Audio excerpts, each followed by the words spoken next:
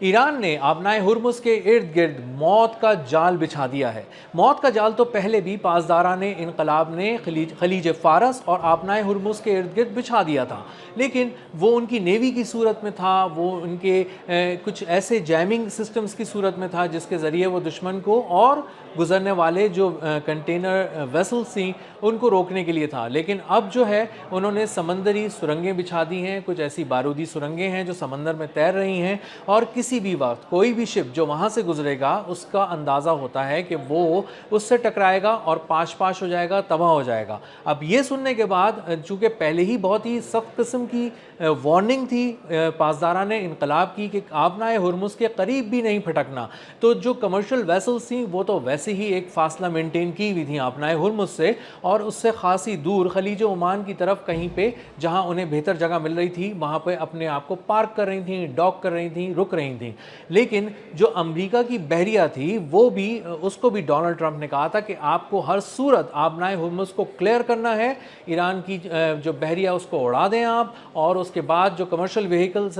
جو commercial vessels ہیں ان کو ایسکارٹ کر کے، یعنی اپنی حفاظتی تحویل میں لے کر آبنائے ہرمز پار کرائیں۔ لیکن امریکہ کی بحریہ نے اس سے انکار کر دیا ہے، کیونکہ ان کو اندازہ ہو گیا ہے کہ آبنائے ہرمز تو ایک بہت ہی کلوز ویسینٹی ہے، ایک کلوز پراکسیمٹی ہے، ایک محدود سا علاقہ ہے، لیکن اس سے جو بہت وسیع علاقہ ہے جو خلیج فارس ہے، اس پانیوں میں بھی ان کے لیے خطرہ بے انتہا زیادہ ہے۔ ابراہم لنکن جو ایک طاقت کا سرچشمہ تھا، ان کا غرور تھا، اور جو عسکری طاقت کا ایک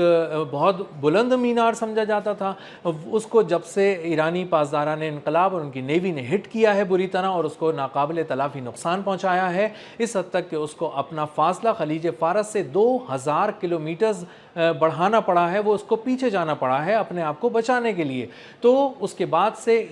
جو امریکہ کی نیوی ہے اس کو، یو ایس نیوی کو اندازہ ہو گیا کہ خلیج فارس جو ہے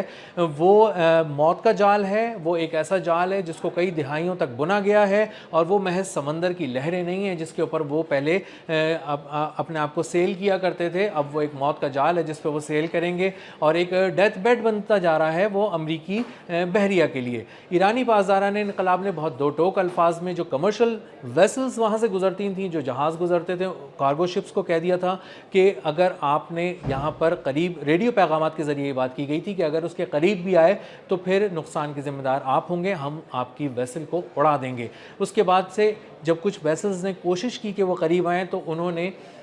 پاسداران انقلاب نے ایک جو اسٹریٹجی اپنائی تباہ کرنے سے پہلے، وہ یہ تھی کہ ان کے جی پی ایس جو سسٹمز ہیں ان کو جیم کر دیا، اور اس سے اندازہ یہ ہوا کہ یہ ایرانی پاسداران انقلاب ایک بہت ہی جدید ٹیکنالوجی بیدو، جو چائنیز ٹیکنالوجی ہے، اس کا استعمال کر رہے ہیں جی پی ایس سیٹلائٹ سسٹم کے جو سگنلز ہیں ان کو روکنے کے لیے، معطل کرنے کے لیے، پریشان کرنے کے لیے۔ اور اس کے بعد بہت سی ویسلز میں یہ دیکھا گیا کہ بہت سی جو گھڑیاں لگی ہوتی ہیں جو انڈیکیٹ کرتی ہیں، سمت کا تعین کرتی ہیں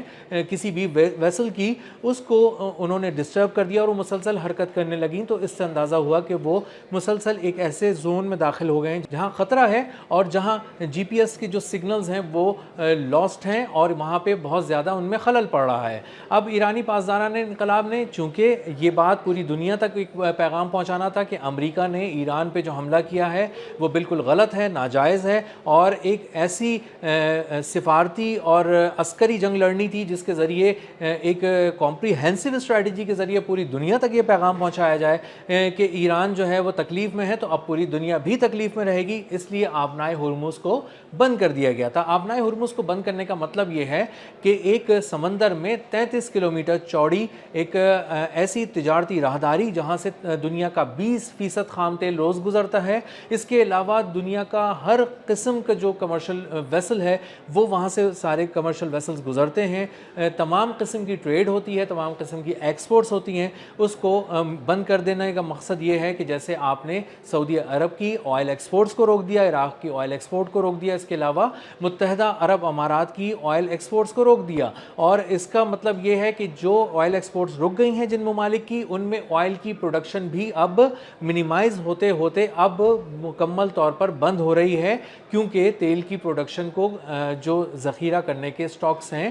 جو سٹاکس کو ذخیرہ کرنے کی صلاحیت ہے, وہ بھی جس حد تک کی جا سکتی تھی وہ اچیو کر لی گئی ہے. اور اب اگر مزید تیل پیدا کیا جاتا ہے تو وہ کہاں جائے گا؟ اس لیے آبنائے ہرمز کے کھلنے تک اس بات کو اب آپ انشور نہیں کیا جا سکتا کہ دنیا مکمل طور پر سکہ سانس لے رہی ہے, دنیا میں مکمل طور پر ٹریڈ چل پڑی ہے, اور دنیا میں مہنگائی کی جو ایک شدید لہر دیکھی جا رہی ہے ایشیا سے یورپ تک اور اس کے بعد پیچھے آسٹریلیا نیوزی لینڈ کی طرف, اس پہ اب کچھ کمی آنے کا جو امکان ہے وہ آبنائے ہرمز سے جڑا ہوا ہے. تو آنے والے دن اس کے لیے بہت ہی اہم ہے اور یہ طے کریں گے کہ اگر آبنائے ہرمز کھولی جاتی ہے تو اس کی کاسٹ کیا ہوگی, کیونکہ امریکی بحریہ تو ٹرمپ کے اشارے پہ اس پورے خطے میں داخل ہی نہیں ہو رہی. اس کو ایک آدھ جھڑپ کے بعد ہی اندازہ ہو گیا ہے کہ ایران کی نیوی کس قدر طاقتور ہے اور وہ کس قدر پہلے سے تیاری سے وہاں پہ بیٹھی ہوئی ہے. اس کو بھی اندازہ تھا کہ آبنائے ہرمز بند ہونے کے بعد پوری دنیا پہلے بیانات دے گی, پھر سفارتی کوششیں کرے گی اور آخر میں ملٹری ایکشن کے ذریعے اس کو کھلوایا جائے گا. تو ملٹری ایکشن سے کیسے نمٹنا ہے, اس سے نمٹنے کے لیے ایران کی تیاری پہلے سے بہت ہی ڈیسائسو قسم کی ایک بہت ہی شاندار اسٹریٹجی ہے, اور اس اسٹریٹجی پہ عمل کرتے ہوئے ایران اس بات کو انشور کر رہا ہے کہ کس طرح آبنائے ہرمز کو اب مکمل بند کیا جا سکتا ہے. تو آنے والے دن اس حساب سے بہت زیادہ کروشل ہیں, اور ایران نے جو موت کا جال آبنائے ہرمز کے ارد گرد بچھا دیا ہے, دیکھتے ہیں کہ اس کو کیا یہ ویسلز پار کر پاتی ہیں, کیا امریکی بحریہ تمام ویسلز کو ایسکارٹ کر پاتی ہے, حفاظتی تحویل میں لے کے آبنائے ہرمز پار کرا پاتی ہے, یا جو پاسداران انقلاب نے ایک سرخ لکیر, اندیکھی سرخ لکیر وہاں پہ ایک موت کے جال کی صورت میں کھینچی ہے, وہ برقرار رہے گی یا اسے دنیا پار کر سکتی ہے.